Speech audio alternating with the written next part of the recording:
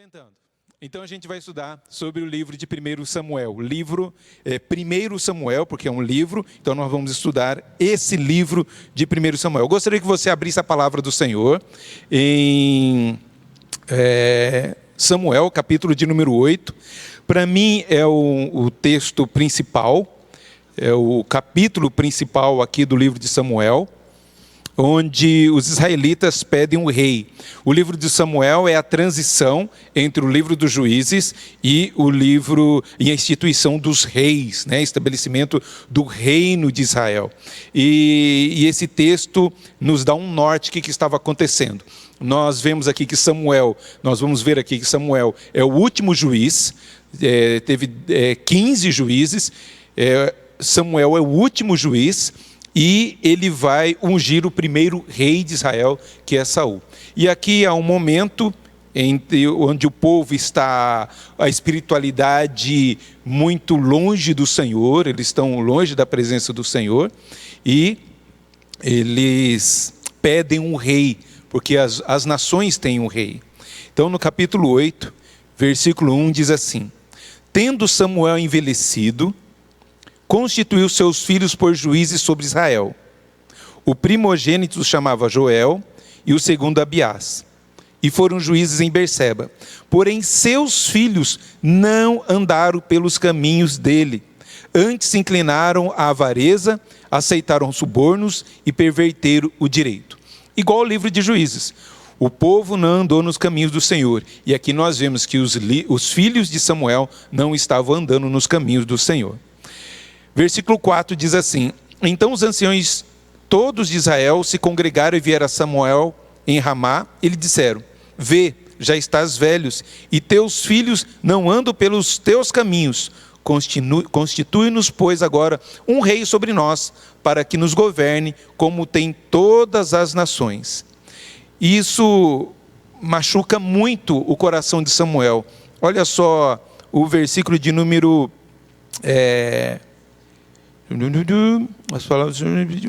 versículo 10, referiu Samuel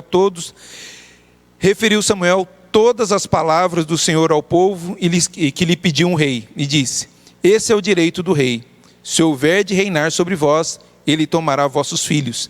Samuel começa a falar: vocês querem um rei? Então a responsabilidade de nós termos um rei. Lembrando também, Israel não tem capital, lembrando que são várias tribos. Então eles estão espalhados, eles não têm um exército, e para atender esse pedido de ter um rei, isso daqui implica em montar um exército, em cobrar impostos, enfim, implica muitas coisas. E Deus adverte o povo: é isso mesmo que vocês querem? Versículo de número 6 diz assim: porém essas palavras não agradou a Samuel quando disseram: dá-nos um rei, para que governe sobre nós. Então Samuel orou ao Senhor. Disse o Senhor a Samuel: atende a voz do povo e tudo quanto te diz, pois não te rejeitou a ti, mas a mim, para que eu não reine sobre eles. O que o povo queria? Porque até agora era uma teocracia. Agora eles querem uma monarquia. Então, nesse pedido, Samuel pensa que é Samuel que está sendo rejeitado pelos anciãos ali, os líderes das tribos. Mas Deus está falando para Samuel: Samuel, eles não estão rejeitando a você, estão rejeitando a mim. Agora, se eles querem um rei, eu vou dar um rei para eles, mas há implicações. Então, aqui no capítulo 8, a gente vê esse divisor de águas, onde o povo deixa de ser uma teocracia para ser uma monarquia, onde um rei vai estar reinando ali sobre o povo. E é interessante que Deus fala: e quando eles clamarem ao rei, eu não vou ouvir. Pede ajuda para o rei. Vocês vão ver que o rei não vai atender. Para o povo aprender que eles precisam ser governados e dirigidos pelo Senhor. Vamos lá caminhar sobre o livro. Por que o livro de Samuel chama Samuel? O título de 1 e 2 Samuel, a princípio formam uma obra unificada na Bíblia hebraica. 1 e 2 Samuel é um livro, 1 e 2 Reis, um outro livro. 1 e 2 Reis, 1 e 2 Samuel, Primeiro e Segundo Reis, formava um livro só. Então, durante muito tempo. Mas quando há uma tradução do livro do hebraico para o grego, que a gente chama de Septuaginta, e há uma divisão. Aí coloca 1 Samuel, 2 Samuel, 1 Reis e 2 Reis. Isso perdurou, né? Mas os hebreus ainda continuaram com um livro só. O livro dos reis ali era chamado o livro dos reinos. 1 Samuel, 2 Samuel, 1 Reis e 2 Reis, era um livro só chamado o livro dos reinos. Isso muda, os hebreus, até os judeus hoje usam essa divisão que nós temos também. Isso aconteceu no século V, onde eles colocaram essa divisão igual à nossa Bíblia. O século, 15º século, não século V, ok? Vamos lá, então, continuando. O nome de Samuel aparece no título, mas o livro não revela o nome do autor. Talvez as tradições antigas tenham ligado o nome de Samuel com a obra por causa da sua grande influência durante esse período da história hebraica. Você quer aqui? Pode pegar? Pode pedir, não tem problema não. A gente está ao vivo aqui, mas está tranquilo. Tá joia? Eles precisavam aqui do aparelho que muda os slides. Então nós vemos aqui, vamos lá, voltando. 1 e 2 Samuel. Não foi escrito por Samuel. Alguns textos foi escrito por Samuel, mas não todo, porque no capítulo 25 Samuel morre. Se Samuel morre, posso pegar aqui? Maravilha. Se Samuel morre, no capítulo 25, quem que escreve, né, 2 Samuel? Por isso nós vamos ver que, segundo a tradição, leva o nome de Samuel, 1 e 2 Samuel, por causa da referência, né, da liderança de Samuel, e colocaram 1 e 2 Samuel este livro. Mas nós vamos ver que outros escreveram esse livro. Há evidências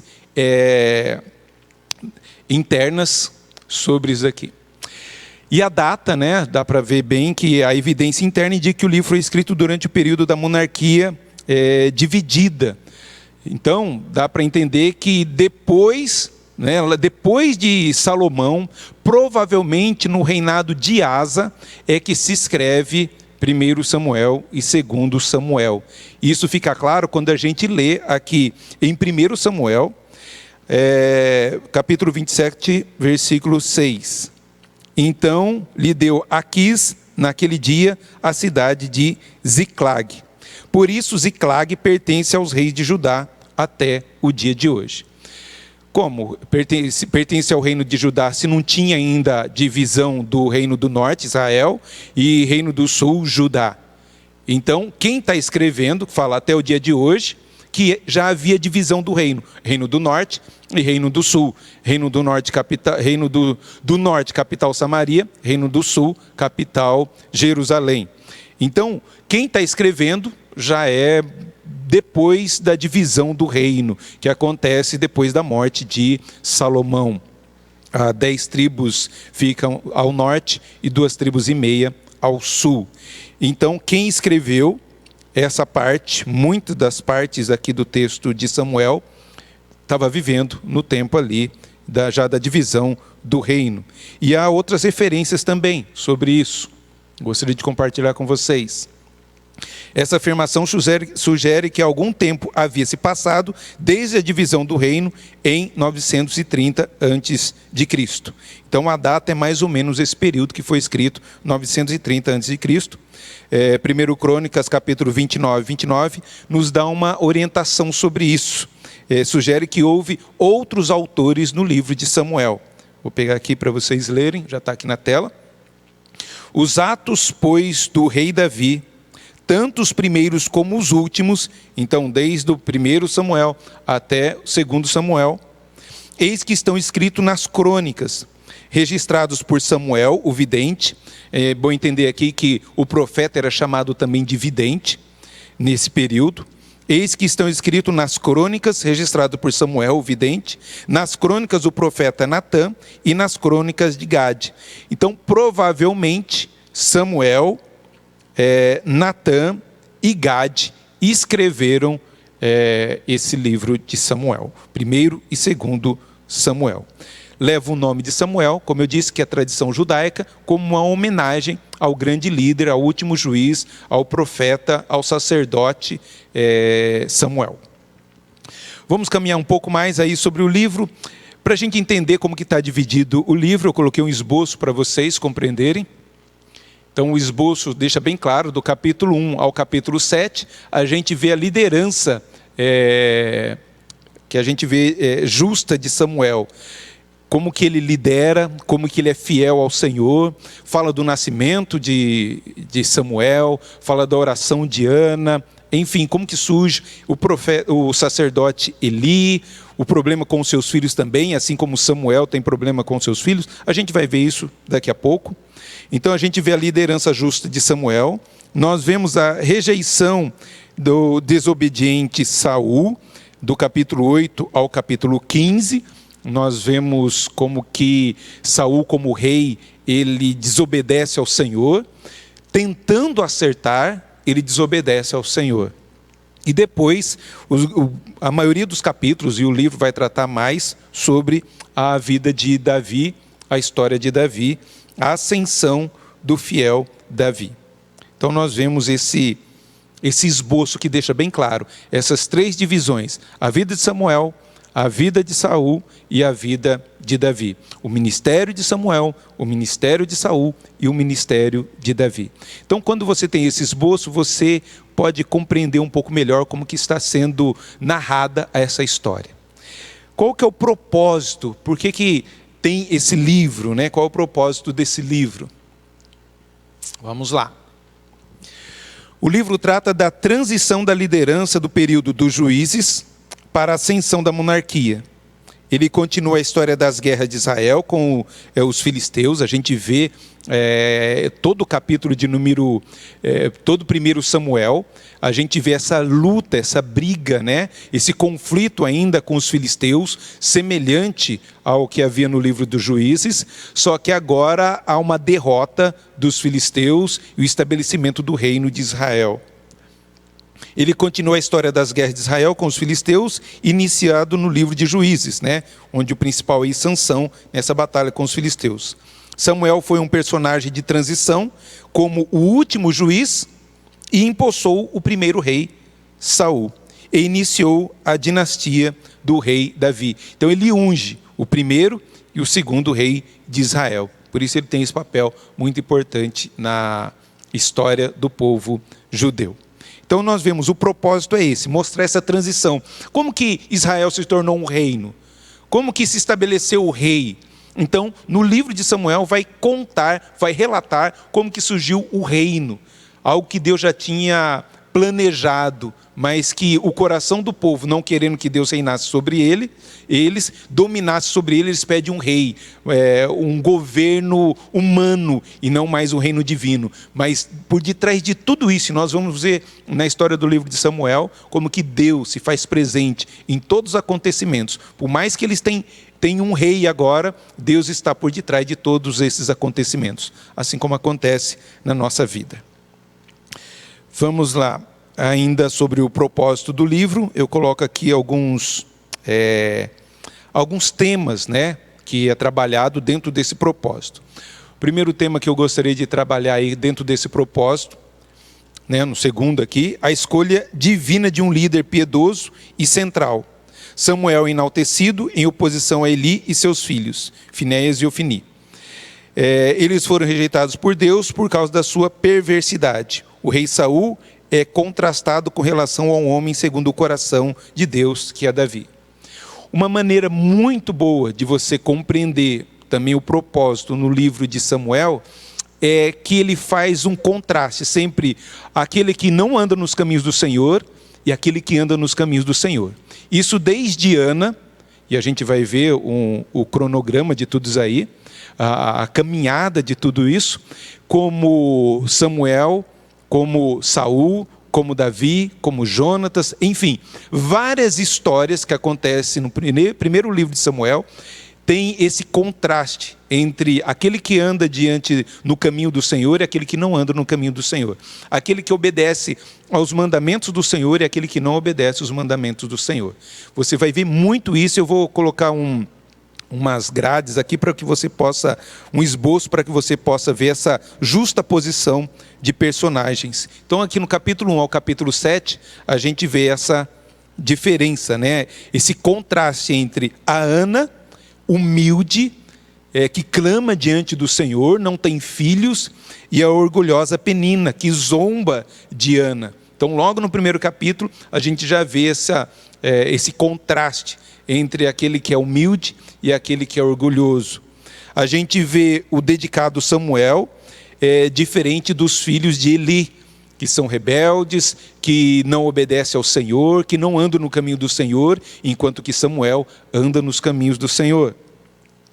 A gente vê a questão da arca e Dagon, a distinção da presença de Deus e os ídolos, e isso é maravilhoso. Eu gostaria que você abrisse aí no capítulo 5, onde vai tratar sobre essa questão.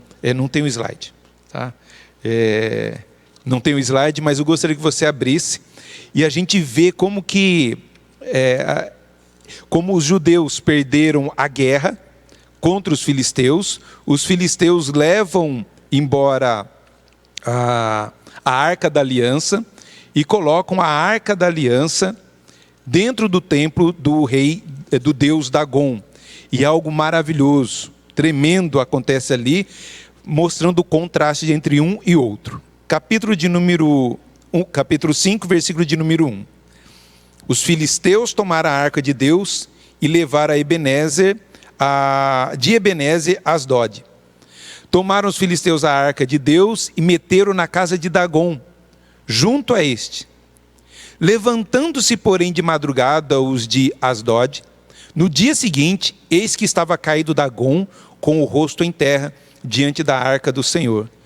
Tomaram-no e tornaram a pô-lo no seu lugar. Levantando-se de madrugada no dia seguinte, pela manhã, eis que Dagon jazia caído de bruços diante da arca do Senhor. A cabeça de Dagon e as 2 mãos estavam cortadas sobre o limiar, dele ficaram apenas o tronco. Por isso os sacerdotes de Dagon e todos que entraram no seu templo não lhe pisam o limiar de Asdod até o dia de hoje. Porém a mão do Senhor castigou duramente Asdod e os assolou e os feriu de tumores, tanto de Asdod como no seu território. Olha que coisa maravilhosa, esse contraste entre o Deus verdadeiro e os ídolos. Eles roubam a arca do povo de Deus. E por que roubam a arca? Porque o povo não andava nos caminhos do Senhor. Mas mesmo assim, Deus se revela aos seus inimigos e destrói os ídolos. Por causa desse acontecimento, eles devolvem a arca de novo ao povo de Israel. E acontece algo tremendo, né? Vendo o nosso gráfico aí, o povo de Bet-Semes e o povo de Kiriat Jearim. Eles profanam a arca do Senhor, e porque profanam a arca do Senhor, Deus põe a mão sobre eles, e os outros se consagram diante do Senhor quando vê a arca. No capítulo 7 a gente pode ver capítulo 6, versículo 19, a gente pode ver um pouquinho sobre 19, feriu o Senhor os homens de Bet-Semes, porque olharam para dentro da arca do Senhor. Eles não podiam fazer isso, mas eles olharam. Eram servos do Senhor, mas só que curiosos e não eram sacerdotes, eles olham e por isso são feridos diante do Senhor. Porém, os de Bet-Semes, eles se consagram diante do Senhor e por isso Deus os abençoa. E a arca fica na casa aqui de Eleazar durante um bom período, até ser levado para Davi, pega a arca e leva diante do Senhor. Então a gente vê esse contraste, do capítulo 1 ao capítulo 7. A gente vê bem esse contraste. Ana, Samuel, o Senhor através da arca, e a diferença entre aqueles que honram o Senhor, se consagram diante do Senhor, e aqueles que desprezam ao Senhor nosso Deus.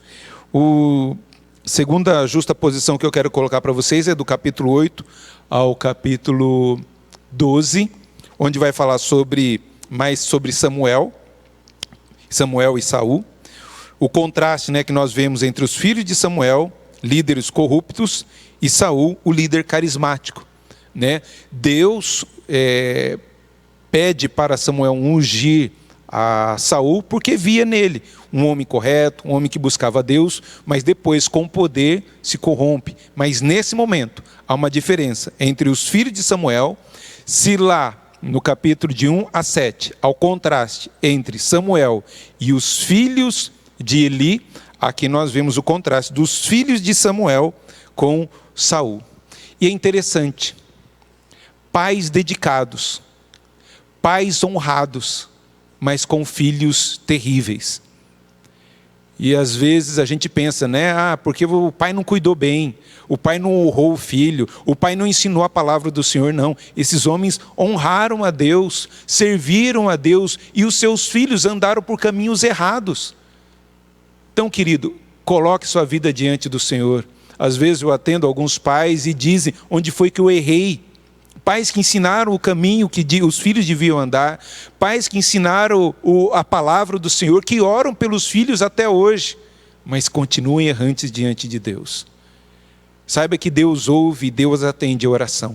Deus é Deus que conhece o seu coração. Descanse em Deus. Nós vemos aqui tanto Eli, servo do Senhor, como nós vemos Samuel, um homem de Deus, mas com os filhos terríveis. Então há esse contraste aqui entre os filhos de Samuel, corruptos, e Saul, um líder carismático. Aqui também Samuel, um líder em decadência, né? Já estava velho, e as pessoas, por causa dos filhos, falam, por causa dos seus filhos aí, é melhor se deixar de governar entre nós, vamos ter um rei como todas as nações têm reis. Por que nós não temos um rei? E Samuel sente desprestigiado. Mas Deus o conforta e fala, eles não rejeitaram você, Samuel, rejeitaram a mim, como nós vemos aí no capítulo 8. E Saul, o líder em desenvolvimento, ganhando batalhas, mostrando realmente que Deus o tinha ungido e tinha colocado ali no reino. O terceiro quadro que eu quero colocar para vocês aqui é do capítulo 13 ao 15, onde vai falar mais sobre Saul. A gente vê Saul, o inconstante, e Samuel, inflexível. Saul aqui desobedecendo ao Senhor, fazendo aquilo que não agradava ao Senhor. E ele sempre errando, eu acho interessante isso, ele errando, tentando acertar. Eles vão para a guerra e eles não deviam, somente o sacerdote podia sacrificar ao Senhor. Isso nós vemos aí no capítulo 13. No capítulo 13 nós vemos, principalmente no versículo 13, vou abrir aqui e ler, 13. Com versículo 13 diz assim, então disse Samuel a Saul, procedeste neciamente em não guardar o mandamento que o Senhor teu Deus te ordenou, pois teria agora o Senhor confirmado o teu reino sobre Israel para sempre. Eles estavam indo ali para a guerra, eles tinham que sacrificar ao Senhor, mas Samuel estava demorando. E Saul o que faz? Já que Samuel está demorando, os soldados estão querendo ir embora, eu não vou ter ninguém aqui para a batalha, então eu mesmo vou sacrificar ao Senhor. Ele profanou a obra do Senhor. Só quem podia sacrificar era o sacerdote. Quando Samuel chega ali no campo de batalha, eu falo, mas o que está acontecendo? O que é isso? O que você fez? Olha só, por causa ele tentando ajudar, mas ele profanou. Ele tinha o coração sincero, mas ele não foi correto. O correto é obedecer ao mandamento do Senhor. Muitas vezes a gente fica, né? Eu sou sincero. Não basta ser sincero, tem que ser correto. Há muita gente que é sincero, mas se prostra diante de deuses, de outros deuses. A pessoa é sincera. Eu falo, o muçulmano é sincero quando adora Alá. Mas não basta ser sincero, tem que ser correto.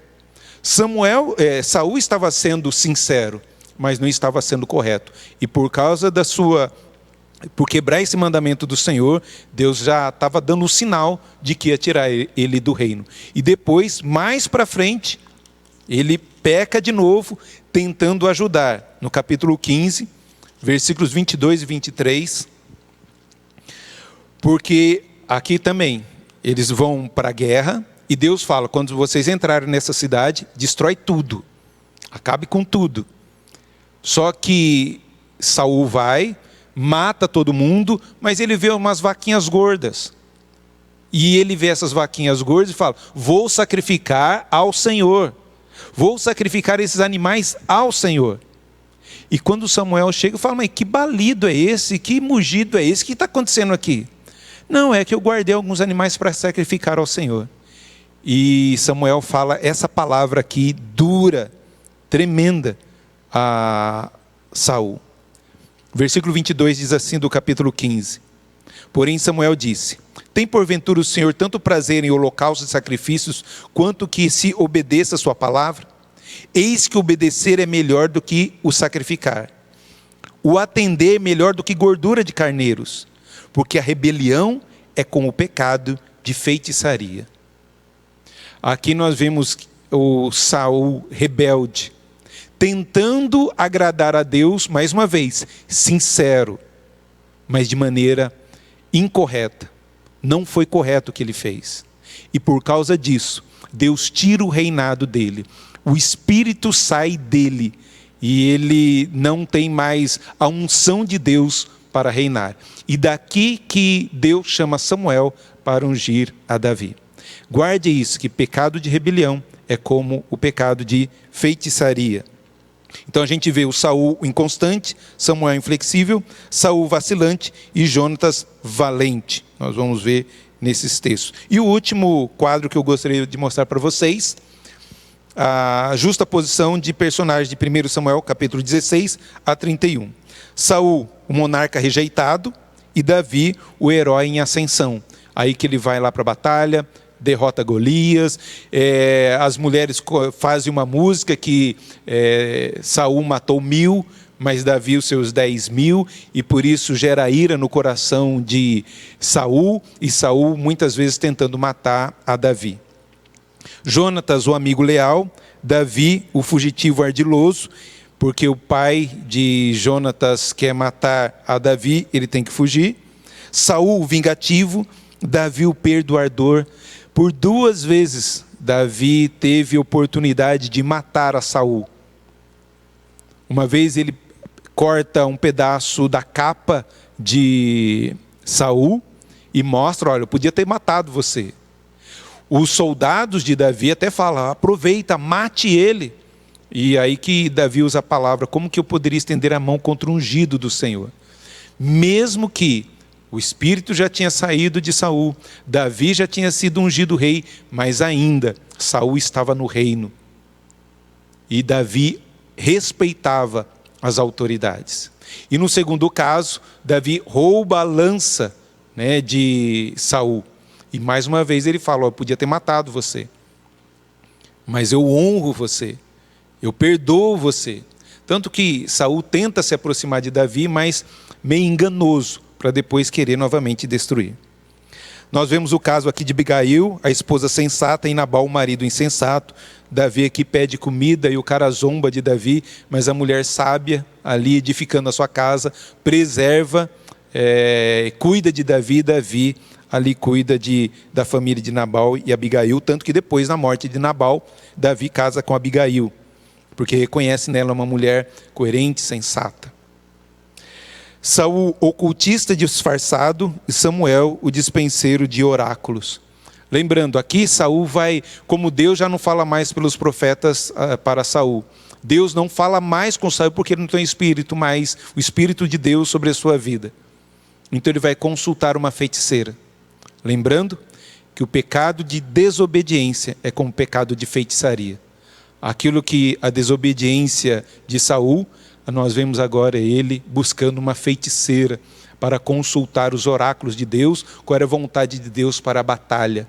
E por causa disso também Deus põe a mão sobre Saul, porque ele vai buscar, vai consultar mortos. Saul já tinha sido morto, no capítulo 25, já havia falecido. E depois, já no final, Davi fortalecido no Senhor e Saul ferido de morte. Então essa é a história toda do livro. Esses contrastes entre aquele que serve ao Senhor, enquanto está no caminho do Senhor, a mão abençoadora de Deus está com ele. E aqueles que desobedecem ao Senhor, querem buscar os seus próprios caminhos, vão colher daquilo que eles têm plantado. Isso também serve para a nossa vida. Gálatas diz, aquilo que o homem semear, isso também ele vai colher. Aquele que semeia para o Espírito vai colher do Espírito, e quem semeia da carne vai colher da carne. Então, uma responsabilidade nossa. Não basta ser sincero, temos que viver de acordo com a vontade do Senhor. Temos que viver de acordo com os mandamentos do Senhor. É para isso que Deus nos chama e nos orienta. Terceiro propósito desse livro, que eu gostaria de compartilhar com vocês, é que para que Israel pudesse prevalecer sobre os inimigos, Deus exigia fidelidade à aliança e responsabilidade moral dos líderes de Israel. Como nós vemos nesse contraste. Aqueles que continuarem fiéis à aliança do Senhor, Deus vai abençoar. Mas aqueles que se apartar da aliança do Senhor, da lei do Senhor, Deus vai colocar a mão sobre ele. Também aqui no 4, no propósito de número 4, só um momento.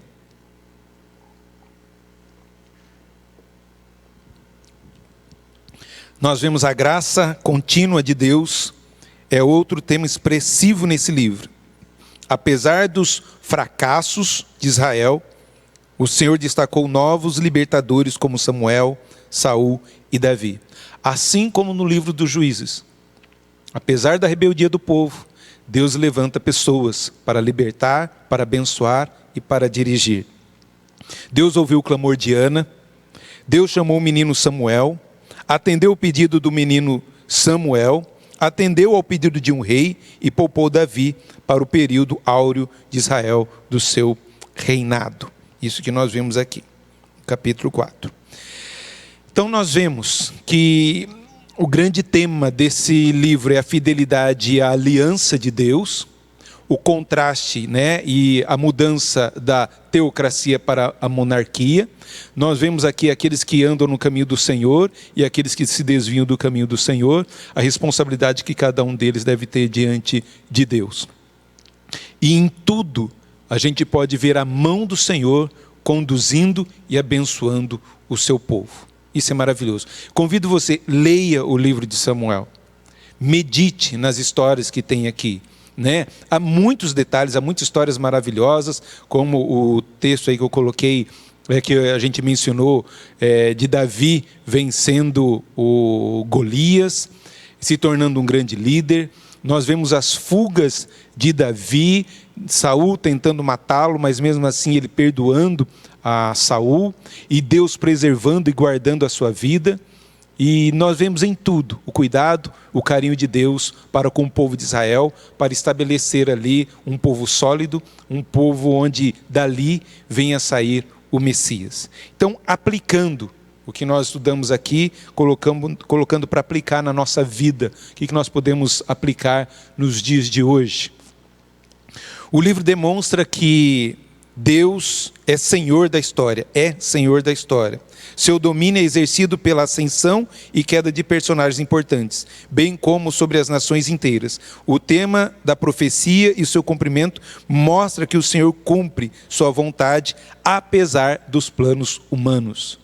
Deus nunca é pego de surpresa e Deus sempre está por detrás, governando e cuidando. Mesmo quando o rei é ruim, Deus vem por trás, o tira, coloca outro, e se o rei erra, Deus põe a mão também. Nós vemos essa soberania de Deus, o cuidado de Deus sobre o seu povo.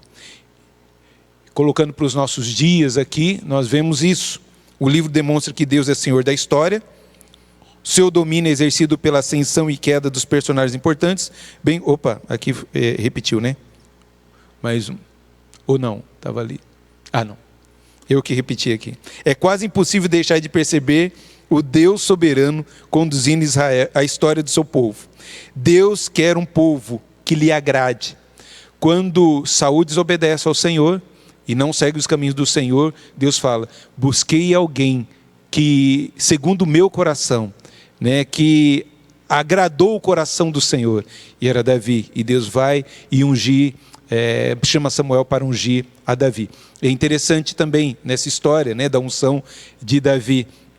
Vai até a casa de Samuel, pede para os filhos se achegarem, e chega o primeiro ali, forte, e Samuel já vai ungir e fala: não é esse. Você está vendo a aparência, mas eu vejo o coração. Passa-se os filhos de Jessé, 8 filhos, e fala, mas não tem mais ninguém.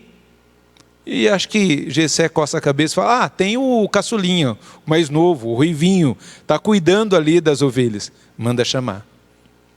E era aquele. E unge ao rei Davi. Deus no controle da história.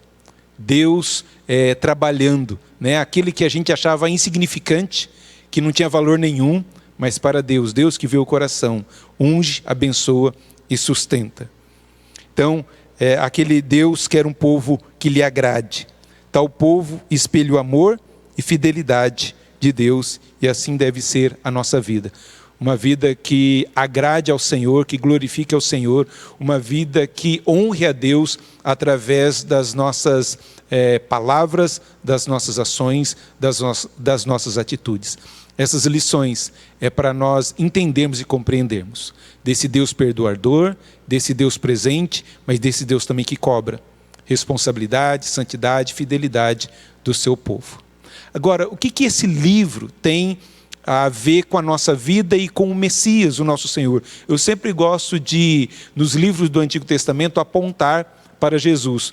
O que esse livro nos aponta? Há vários textos, mas eu vou colocar apenas 2 exemplos da presença de Jesus no livro de Samuel, de 1 Samuel. Então, fatores messiânicos no reino... Opa, coloquei do Êxodo, está lá? Perdão. Não é do Êxodo, tá? É do 1 Samuel. Perdão aí. Samuel, profeta, sacerdote e juiz. Esses 3 ofícios são plenamente comprimidos naquele que é profeta, sacerdote e rei, Jesus. Então nós vemos aqui nesse texto, o Samuel é um tipo, né, de Jesus, aponta para Jesus. Ele como profeta, sacerdote, não era rei, mas um juiz, um governante. E Jesus é profeta, sacerdote e rei. Quando os magos vêm do Oriente e presenteiam Jesus, eles dão ouro, incenso e mirra. Ouro, presente de rei, incenso de sacerdote, mirra de ungir o rei. Então, cumprindo que Jesus veio para ser sacerdote, rei, sacerdote e profeta. E nós vemos também na vida de Davi apontando para o Messias. O filho de Davi era o Messias, o Salvador aguardado pelos judeus. De acordo com as promessas que Deus fez ao longo do Velho Testamento, os judeus sabiam que o Salvador do mundo seria judeu, né? Viria dos israelitas. Agora ali está, né? Sabia que o Messias viria da tribo de Judá, e eu gostaria de ler o texto aqui, né? De Gênesis 49, 10. Se você puder abrir aí na sua Bíblia, Gênesis 49, 10. A bênção que Jacó profere sobre seus filhos, e quando chega em Judá, ele diz assim: o cetro, né, daquilo que reina, não se arredará de Judá, nem o bastão de entre seus pés, até que venha Siló, e a ele obedecerão os povos. Então de Judá não apartaria o cetro, o reino do povo. E não só da tribo de Judá, mas também da família de Davi veria o Messias. Salmo 89, versículos 3 e 4. Salmo 89 vai falar dessa profecia de que da linhagem de Davi viria o Messias. Versículos 3 e 4. Fiz aliança com meu escolhido e jurei a Davi meu servo: para sempre estabelecerei a tua posteridade e firmarei o teu trono de geração em geração. Eles sabiam que de Davi, de Judá, de Davi, viria o Messias. E eu gostaria de colocar 2 textos aqui do Novo Testamento, mostrando o cumprimento dessa profecia. Opa, escapou. Vai lá, é o último. Tem que ir lá para o último. É que era o último slide. Eu sempre esqueço de colocar mais um. Mais um pouquinho. Estamos chegando lá. Cuidado agora. Agora. Isso. Mais um. Isso. Lucas capítulo 1, versículo 3 e 30. Mas o anjo lhe disse: não tenha medo, Maria. Você foi agraciada por Deus. Você ficará grávida e dará à luz um filho, e lhe porá o nome Jesus. Ele será grande e será chamado Filho do Altíssimo. O Senhor Deus lhe dará o trono de seu pai Davi, e ele reinará para sempre sobre o povo de Jacó. Seu reino jamais terá fim. Então, se cumprindo em Jesus a profecia.